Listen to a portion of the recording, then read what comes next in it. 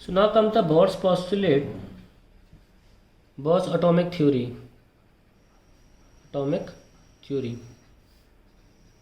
Bohr gave three postulates to explain the structure of atom.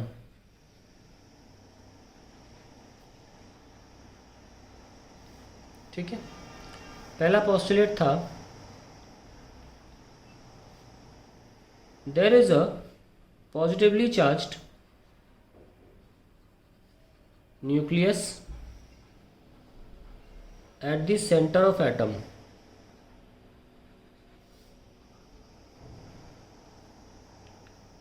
Around which the electron revolve in circular orbits. तो ये तो एक तरह से रदरफोर्ड का ही पॉस्टुलेट यूज़ कर रहे हैं, ये सच बात है। रदरफोर्ड की कहानी को आगे ले गए ना ये, तो ये पहला पॉस्टुलेट बिल्कुल रदरफोर्ड का ही दिया हुआ है एक तरह से। Circular orbits, the electrons can undergo circular motion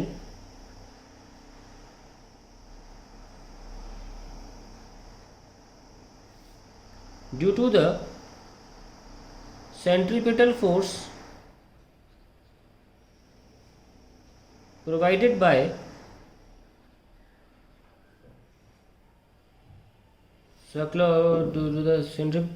the attractive electrostatic force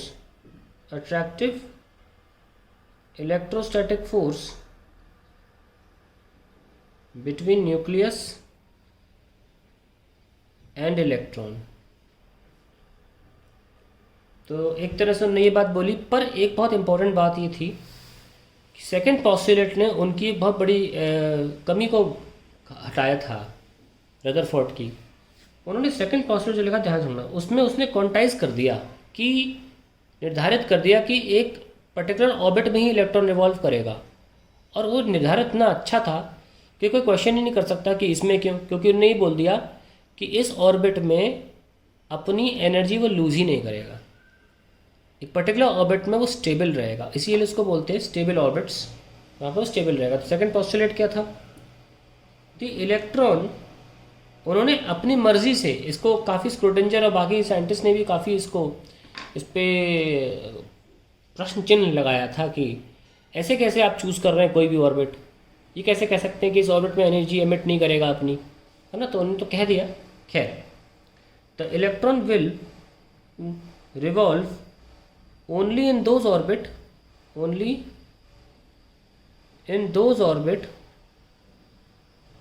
in which angular momentum is an integer multiple of h upon 2 pi, that is L equals to n times of h upon 2 pi। तो ऐसे उन्होंने निर्धारित कर दिया कि एक particular orbits में ही electron revolve कर सकता है जहाँ जहाँ एंगुलर मोमेंटम क्वांटाइज्ड होगा। क्वांटाइज का मतलब ये होता है कि एक पर्टिकुलर वैल्यू को अटेन करने वाला, ऐसे कंटिन्यूस कोई भी वैल्यू नहीं, ठीक है। तो उसमें वैल्यू क्या होती है, NH upon 2 pi। आगे बढ़ते हैं, थर्ड पॉस्टुलेट।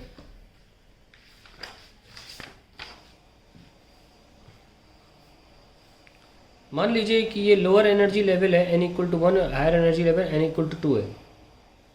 ये लोअर एनर्जी लेवल है हाइड्रोजन के इलेक्ट्रॉन्स का, लोअर एनर्जी लेवल, और ये हायर एनर्जी लेवल।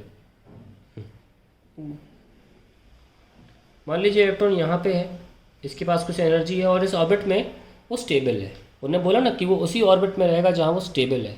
अगर वहाँ से उसे कहीं और भेजना है तो फिर आपको एनर्जी देनी पड़ेगी। तो एक फोटोन आता है, हिट करता है और इलेक्ट्रॉन वहाँ ऊपर चला जाता है हायर एनर्जी लेवल में। हालांकि अगर उसके पास नीचे एक ऑप्शन है लोअर एनर्जी लेवल का तो वो दोबारा आ जाएगा, और आने के दौरान, जैसे जाने के लिए फ़ोटोन लिया, आने के दौरान भी वो energy particle, H new energy particle photon को ही छोड़ेगा। और लेकिन पॉस्टुलेट क्या है? पॉस्टुलेट ये है द इलेक्ट्रॉन विल एब्जॉर्ब और emit photons that is energy particle only of that energy, only of क्या बोला? electrons will absorb emit photons only of that energy which is of the difference between the two energy level, of the difference between the two energy levels। जैसे कि हालांकि आगे आने वाली चीज़ें -13.6 electron volt बोला जाता है n=1 ऑर्बिट में एनर्जी को, और यहाँ -3.4 इलेक्ट्रॉन बोला जाता है n=2 में। अभी हम आएंगे इन कैलकुलेशंस पे, तब पता लगेगा वैल्यूज़ कहाँ से आई।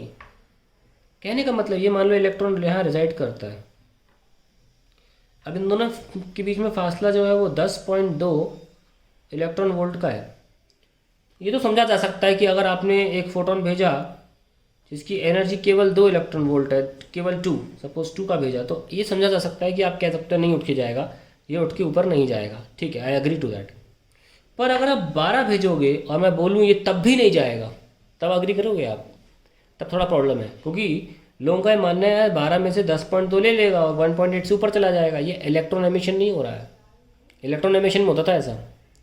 ये पॉस्टुलेट यही कह रहा है कि इलेक्ट्रॉन सिर्फ वही एनर्जी लेगा जो डिफरेंस के बराबर होगी दो एनर्जी लेवल्स के। Otherwise electron, the photon will pass through the electron as if it is a transparent thing, as if there was nothing existing there.